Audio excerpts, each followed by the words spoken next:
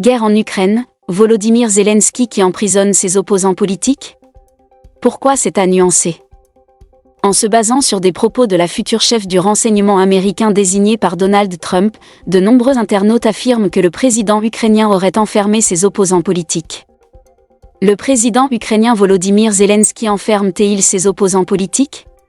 C'est ce qu'affirment plusieurs internautes et personnalités influentes sur les réseaux sociaux depuis quelques jours.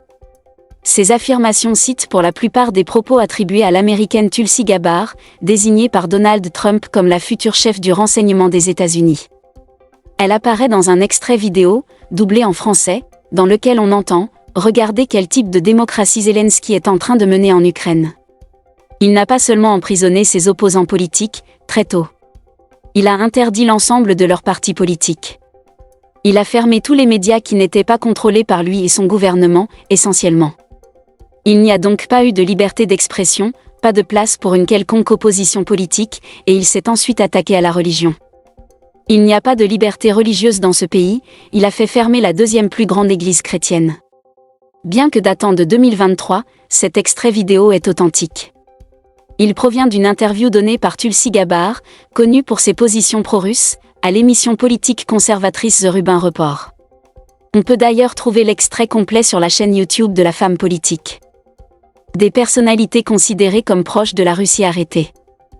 Depuis le début de l'offensive russe en février 2022, il y a eu un mouvement répressif à l'égard des acteurs politiques qui ont été soupçonnés de collaboration ou de connivence avec l'ennemi, analyse Anna Collin-Lebedev, politologue et sociologue spécialiste de l'Ukraine.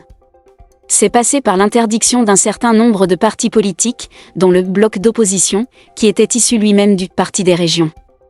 Zelensky n'était pas le premier à l'initiative de cette interdiction. Dès 2014, il y a eu, par vagues, des interdictions pour ce mouvement qui était identifié comme étant affilié à la Russie.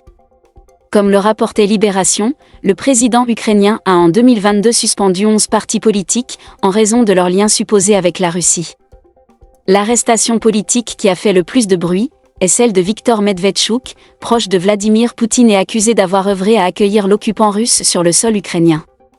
Il a été arrêté, jugé et condamné à de la prison, indique Anna Collin-Lebedev, pour qui son lien avec la Russie ne fait aucun doute. La spécialiste cite également la campagne anti-corruption menée par le gouvernement ukrainien contre les oligarques, et notamment des poursuites contre celui considéré comme le parrain de Zelensky, Ihor Kolomoïski. Je ne pense pas qu'on puisse le qualifier d'opposant politique, mais l'objectif était aussi d'envoyer un message au milieu des affaires et au fonctionnement oligarchique du pays. L'opposition politique existe en Ukraine. Comment les arrestations pour complicité avec la Russie ont-elles été perçues par les Ukrainiens? Dans les premiers mois de la guerre, il y avait l'idée, soutenue par des faits, que des agents locaux avaient aidé la Russie à s'informer, à s'infiltrer. Donc, ça a plutôt été bien perçu. Mais aujourd'hui la société est très vigilante à l'égard du président. Il n'y a pas de culte de personnalité de Zelensky. Il y a une critique qui vient du Parlement, mais aussi de personnalités influentes de la société civile et de militaires, nuance Anna Collin-Lebedev. La spécialiste donne l'exemple de l'ancien président Petro Poroshenko. Il y a une très forte animosité entre lui et Zelensky, qui ne l'empêche pas d'être présent sur la scène publique. Ce dernier était le principal opposant à Volodymyr Zelensky lors de la précédente élection en 2019. Quelle liberté pour les médias? Pour ce qui est des médias, le gouvernement de Volodymyr Zelensky a fait fermer plusieurs chaînes considérées comme pro-russes en 2021, comme le rapportait Le Monde. Plus récemment, 3 chaînes ont été exclues de la TNT en avril 2022.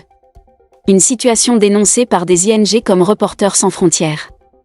Au début de la guerre, il y a eu un consensus entre les médias sur la nécessité d'avoir un message unique et assez contrôlé, pour ne pas donner de billes à l'ennemi et centraliser les efforts, ajoute Anna Collin-Lebedev, qui précise néanmoins que ce consensus est très fortement remis en question, depuis plus d'1 an.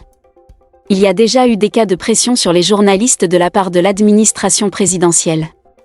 Mais cela provoque une médiatisation très vive et le pouvoir a été obligé de faire marche arrière et de réadhérer à des principes d'indépendance de la presse. Ces pressions sont très unanimement considérées comme des anomalies, ajoute la chercheuse.